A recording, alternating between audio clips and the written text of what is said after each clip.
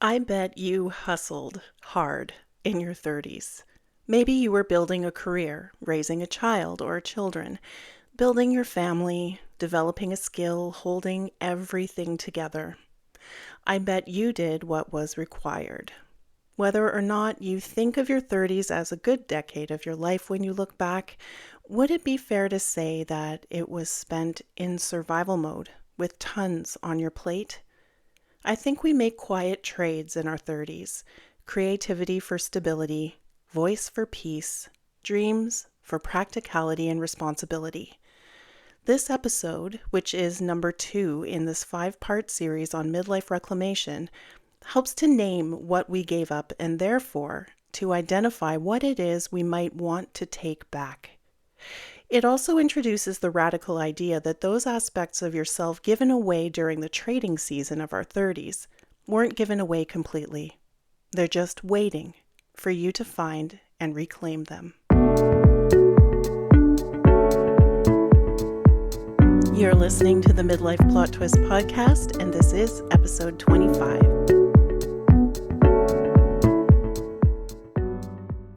Hi everyone, how's it going? Here we are, episode 25. I just realized when I was recording the introduction that I always just put these episodes as part of season 1. And I was like, hey, what triggers season 2? Is it like a quarter of a year or a certain number of episodes? A whim? I don't know. So I'm going to look that up, and who knows, maybe we'll enter into season 2 soon. Actually, no, I just thought of what it is. Season 2 of the Midlife Plot Twist will begin with my major shift accomplished as far as my career is concerned, and my school program started. So that means that you can stay tuned for April and May, because that will be around when the second season starts. Yeah, okay, I'm going to plan for that. Okay, so I'm going to start off today's episode with a story. Kind of relevant to, well, not kind of, hopefully relevant to today's topic.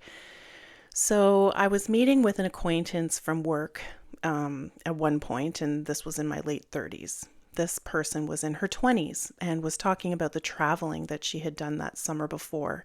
She went to Thailand and visited Vietnam, Cambodia, and Laos. She told me some of her adventures, which she had taken solo, by the way, and I dreaded the moment the conversation was going to turn to me. I listened to the adventures, but all I could think of was like, oh my God, please don't ask me. So, of course, she says, so what about you, Jen? What do you like to do for fun? What did you do last summer? Between the complete blank I was drawing and the shame I felt that I had nothing ready to report, I think she saw my discomfort on my face and backed away from the question. I blurted out, I worked. Really, Jen? Like, that's all you could come up with? You worked?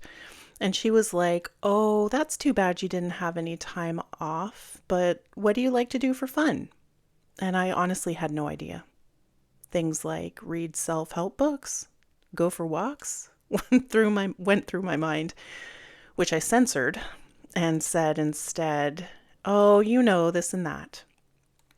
The truth was, I was working all the time and going to school full time and volunteering in my community and being a single mom. I had no disposable income and no energy to do things had I manifested money anyway. And so all that to say, I was living in survival mode. If you listened to last week's episode, you'll recall that I talked about like a wake-up call in our 40s. The one that comes with the quiet or the loud statement that sounds something like, I can't do this anymore. If you didn't hear it, you can go back and listen to episode 24 when you have a chance.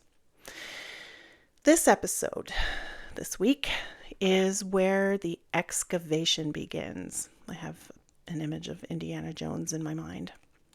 I dug up that little story I just told to illustrate a moment where I felt like a stranger in my own story. That blip in my self-knowledge of not being able to share something as basic as what I like to do for fun signaled to me that I had made a trade somewhere along the way. And today we're going to look at these trades and consider what they cost us.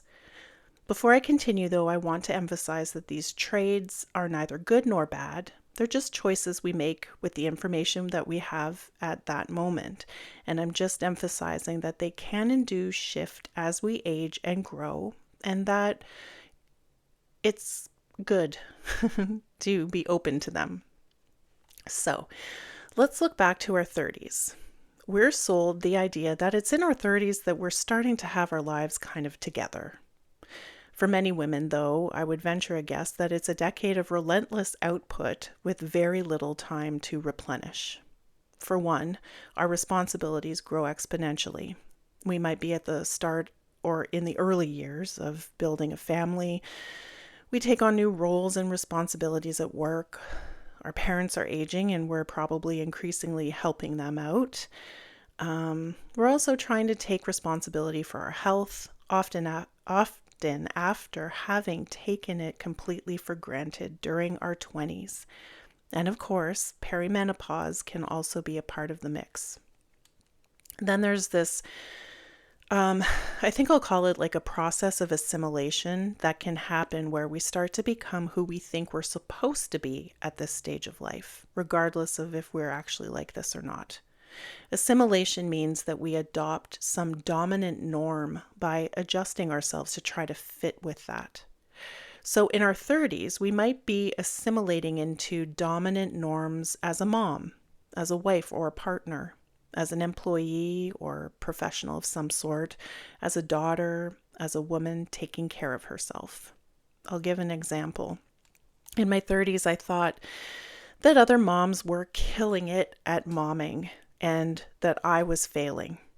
They had routines and structure down pat, and their lives were organized and smoothly flowing between drop-offs and pickups, lunches and healthy dinners for their kids, and time for themselves at the end of the day to boot.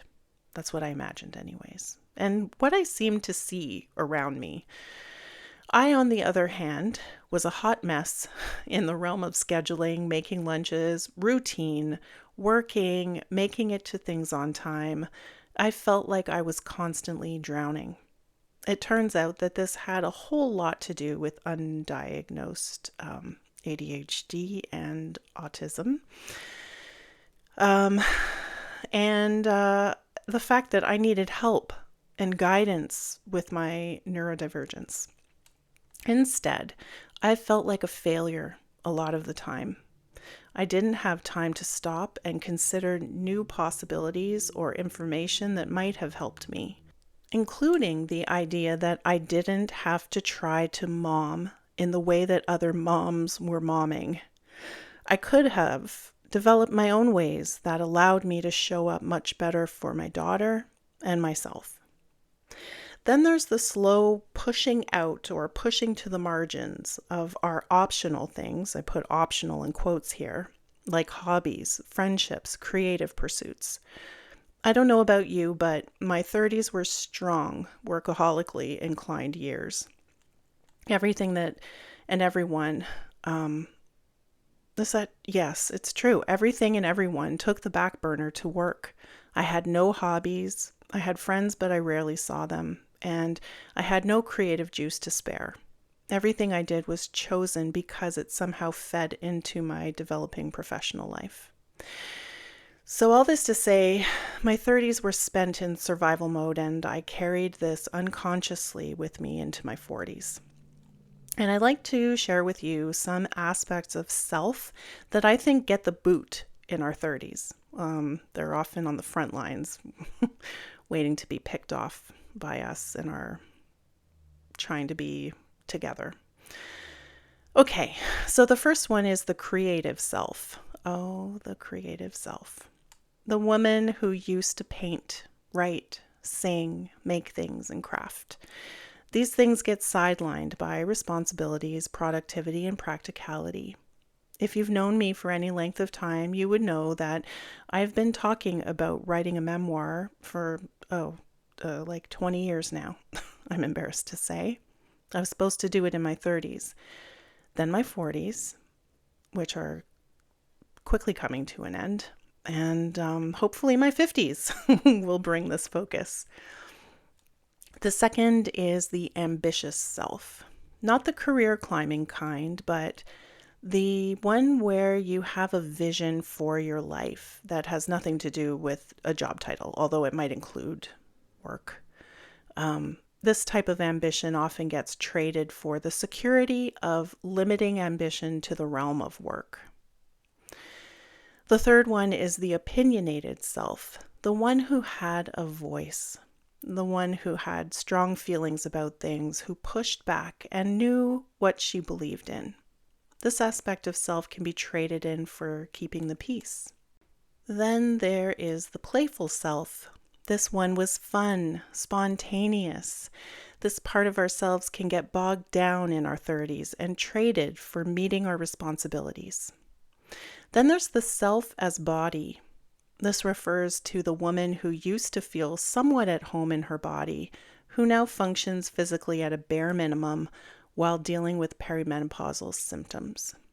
And finally, there are friendships, or the self that is inclined toward friendship. Earlier in life, we might have really valued our friendships and had deep ones that required time and some vulnerability.